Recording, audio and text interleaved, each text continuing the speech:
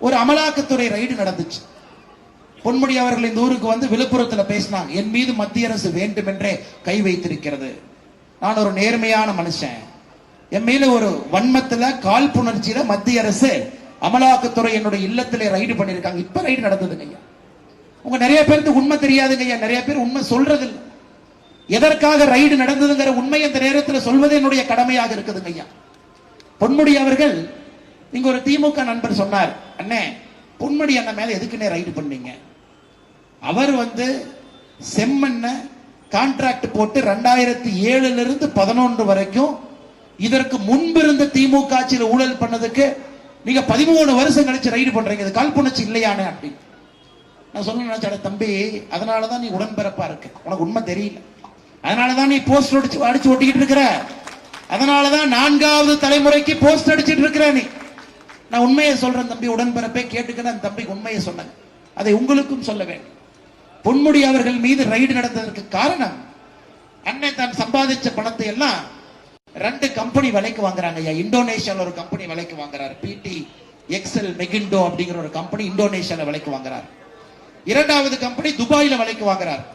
Universal business venture என்கின்ற company. அண்ணே சாதாரணமா விலைக்கு வாங்கல.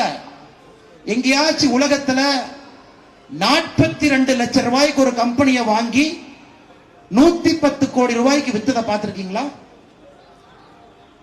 யாராவது இத்தனை பேர் கடைக்காரன் இருக்கீங்க, பூக்கடை கடைக்காரன் இருக்கிறீங்க, ஹோட்டல் கடை நடத்துறீங்க, சகோதர சகோதரிகள் கடுமையா துணி கடையில காலையிலிருந்து இரவு வரை 10,000 12,000க்காக வேலை செய்யறீங்க. செருப்பு கடையில என்னுடைய சகோதரர் வேலை பார்க்கிறாரு. நாம போய் ஒரு செருப்பு வாங்கினா 10 செருப்பு போட்டுட்டு 9 செருப்பை கழட்டி வைப்போம். 9 செருப்பையும் துடைத்து மறுபடியும் அந்த செருப்பு கடையில வச்சு அவங்க வேலை பார்க்கறாங்க. எவ்வளவுங்க சம்பளம் கொடுக்கிறோம்? 8,000 10,000 12,000. விவசாய பெருமக்கள் இன்னைக்கு கரும்புல எடுத்துட்டு விவசாய பெருமக்கள் வந்து இந்த ஊர் சாதாரணமா இல்லைங்க. மரக்காணம் பக்கம் போனீங்கன்னா 3,000 ஏக்கர்ல தர்பூசணி, உப்பளம் போட்டிருக்கீங்க. ஆயிரக்கணக்கான ஏக்கர்ல மரக்காணம் பக்கத்துல உப்பளம். வெயில் நின்று வியர்வை சொட்ட சொட்ட அந்த 1 ரூபாய்க்கு நம்ம கஷ்டப்பட்டு இருக்கோம். ஆனா பொன்முடி அவர்கள் 2022 ஒரு கம்பெனி விற்கிறார் துபாயில். கம்பெனியுடைய பெயர் யூனிவர்சல் பிசினஸ் வெஞ்சர் FZT என்கின்ற கம்பெனி. 110 கோடி ரூபாய்க்கு அந்த கம்பெனி விற்பனை செய்யறாங்க. ஆனா அந்த கம்பெனியை சில ஆண்டுகளுக்கு முன்பு வாங்கும் பொழுது 41,57,000. மறுபடியும் நான் சொல்றதை கேட்டுக்கங்க. விழுப்புரத்தில் இருக்கக்கூடிய ஒரு மனிதன் திராவிட முன்னேற்ற கழகத்துக்கு இங்க நீங்க வாக்களிக்க கூடாதுங்க ஐயா.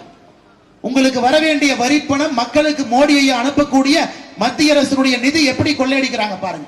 41 லட்சம் ரூபாய்க்கு நிறுவனத்தை வாங்கி 110 கோடி ரூபாய்க்கு வித்தா அதை அமலாக்கத்துறைக்கு தெரிஞ்சிருச்சு. 2022 விற்கிறாங்க. அதை கணக்கு பார்த்து பொன்முடி அவங்க வீட்டுல ரைடு விடுறாங்க. எப்படியா இவ்வளவு பணத்துக்கு வித்தீங்க? அதை செக் பண்ணிக்கிட்டே போனா 10 வருஷமா செக் பண்ணிக்கிட்டே போனா ஹவாலா முறையிலே தமிழகத்திலிருந்து துபாய்க்கு பணத்தை அனுப்பி இந்த கம்பெனிகளை முதலீடு செய்து இவங்க நடத்தக்கூடிய ஊழலை மத்திய அரசு கண்டுபிடிச்சா தப்புங்களாங்க ஐயா? தப்புங்களாங்க ஐயா? உங்க பணத்தை திரும்ப பிடிச்சு கொடுத்தா தப்புங்களாங்க ஐயா? 41 லட்சம் ரூபாய்க்கு ஒரு நிறுவனத்தை வாங்கி 110 கோடி ரூபாய்க்கு வித்தா அதை மத்திய அரசு கையை கட்டி வேடிக்கை பார்க்கணுமாங்க ஐயா? அது ஏழை சகோதரனுக்கு வரக்கூடிய பணம். படித்துவிட்டு வேலை இல்லாமல் இளைஞர்களுக்கு ஒரு தொழிற்சாலையை கொண்டு வர வேண்டிய பணம். விவசாய பெருமக்களுக்கு 6,000 ரூபாய் உங்க வங்கி கணக்குக்கு கொடுக்க வேண்டிய பணம். கேஸ் சிலிண்டர் எல்லாம் ஒரு அம்மா இருக்கிறாங்கன்னா அவங்களுக்கு சப்சிடி கொடுக்க வேண்டிய பணம். இதற்காகத்தாங்க ஐயா மோடி ஐயா நின்று இருக்கிறாங்க. அதனாலதான் இவங்க எல்லாம் இங்கிருந்து பேசுறாங்க 5 மாநில தேர்தல் பாரதிய ஜனதா கட்சி எல்லா இடத்துலயும் தோத்துருமா. எப்படி நம்ம ஸ்டாலின் ஐயா கனவு பாருங்க, எல்லா இடத்துலயும் தோத்துருமா, இந்தி கூட்டணி ஆட்சிக்கு வரும். நான் சொன்னேன், ஏங்க கிளி ஜோசி அண்ணன் கூட கரெக்டா ஜோசியம் சொல்லுவார்.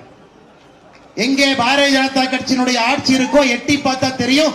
ஒரு முறை பாரதிய ஜனதா கட்சி ஆட்சிக்கு வந்தால் அந்த மாநிலத்தை விட்டு அது போகாது. மக்கள் விட மாட்டான். நேர்மையான ஆட்சியை கொடுக்கக்கூடிய பாரதிய ஜனதா கட்சி எப்படிங்க ஐயா மக்கள் வேண்டாமா? சத்தீஸ்கர்ல, மத்திய பிரதேசல, ராஜஸ்தான்ல 3 மாநிலத்தில் ஆட்சிக்கு வந்து நம்ம கட்சியில மட்டும்தாங்க ஐயா அடுத்த முதலமைச்சர் யாரா வாங்கன்னு யாருக்குமே தெரியாது. தொண்டை கட்சிக்கு வேலை செய்தவன், முதல் தலைமுறை விவசாயினுடைய மகன், ஏழை தாயினுடைய மகன், 20 ஆண்டுகளாக பாரதிய ஜனதா கட்சிக்கு வேலை பார்த்திருப்பாங்க. நம்ம கட்சி அவர்களை கொண்டு வந்து முதலமைச்சராக அமர்த்தி வைத்து அழகு பார்ப்போம். இதுதாங்க ஐயா சமநீதி, இதுதாங்க ஐயா சமூக நீதி. இந்த ஊர்ல இருந்தா இருக்குங்க ஐயா, திண்டிவனத்தில் இருக்கிறாங்க ஒரு குரூப்.